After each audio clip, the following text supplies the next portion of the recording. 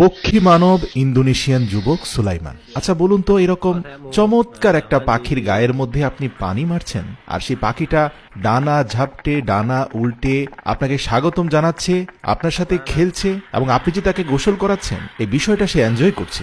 এটা কি আমাদের সাথে হতে পারে? উত্তর হচ্ছে কখনোই না। কিন্তু পক্ষী মানব সুলাইমানের সাথে হতে পারে। সে পাখিদের ভাষা জানে, কাকাতুয়া, ময়না, টিয়া, এমনকি কাক, মাছরাঙ্গা থেকে শুরু করে বিভিন্ন প্রজাতির পাখির জন্য সে ভিন্ন ভিন্ন মৌখিক শব্দ উচ্চারণ করে, আর পাখিগুলো দৌড়ে এসে তার হাতে বসে যায়। এ এক বিরল যোগ্যতা আল্লাহ তাআলা তাকে দান করেছেন। যুবক সুলাইমানের এই দক্ষতা যোগ্যতা দেখে নবী হযরত সুলাইমান আলাইহিসসালামের কথাও মনে পড়ে যায়। যদিও তিনি আল্লাহ প্রদত্ত বিশেষ জ্ঞানে জ্ঞানী ছিলেন, পৃথিবীর সকল জীব জন্তু এমনকি জিনজাতিরাও পর্যন্ত তার অনুগত ছিল, কিন্তু বর্তমান জামানায় এসে এভাবে পক্ষীকুলকে নিজের বিশেষ ভাষা বা শব্দ ব্যবহার করে আয়ত্তে রাখা, বশ মানানো, এটা এক নজিরবিহীন ঘটনা।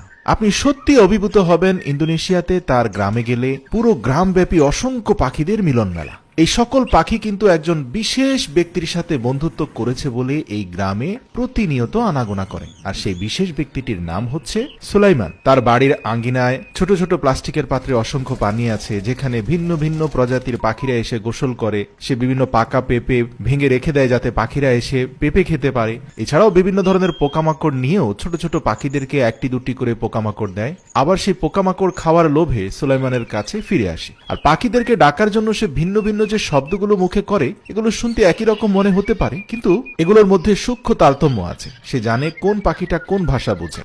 দেখবেন যে সে ইন্দোনেশিয়ান ভাষায় কিভাবে পাখিদেরকে আকৃষ্ট করতে হয়, কি ধরনের শব্দ কোন পাখি পছন্দ করে, এই বিষয়ে মানুষকে পরামর্শ দিচ্ছে। সে প্রায় তার ভিডিওতে বলে থাকে যে সে এই পর্যন্ত বেশ কিছু মানুষকে পাখিদের ভাষা শিখিয়েছে, যারা এখন কম বেশি পাখিদেরকে আকৃষ্ট করতে পারছে। সবচেয়ে ইন্টারেস্টিং লাগে যে সে হাত উঠানো মাত্রই তার বিশেষ কিছু পোষা পাখি আছে, ময়না, টিয়া, এরা দৌড়ে এসে তার হাতের উপরে বসে যায়, এবং সেখানে থাকা মাংসের টুকরো বা বিভিন্ন ধরনের খাবার তারা খেয়ে আবার চলে যায়। এমনকি তার কিছু পাখি আছে যারা অন্তত 1 থেকে 2 কিলোমিটার দূরেও তার সিগন্যাল বুঝতে পারে, সেখান থেকে উড়ে এসে তাকে সাহায্য করে। কিছু ছোট পাখি আছে, এরা তার পোষা নয়, এরা অতিথি, কিন্তু তার পোষা পাখিরা সেই অতিথি পাখিদেরকে সুলাইমানের ব্যাপারে অভয় দান করে বলেই এই নতুন পাখিগুলো দূর দূরান্ত থেকে এসে সুলাইমানের সেবা গ্রহণ করে, কারণ পাখিরা একজন আরেকজনের ভাষা বুঝে। দেখবেন কিছু কিছু পাখি এসে বিচিত্র ধরনের খেলায় মেতে ওঠে সুলাইমানের সাথে। এই যে চুড়িটাকে দেখতে পাচ্ছেন, সে চিত হয়ে শুয়ে গেছে, সে কিন্তু অসুস্থ কোনো পাখি নয়, সে মূলত সুলাইমানের সাথে খেলছে।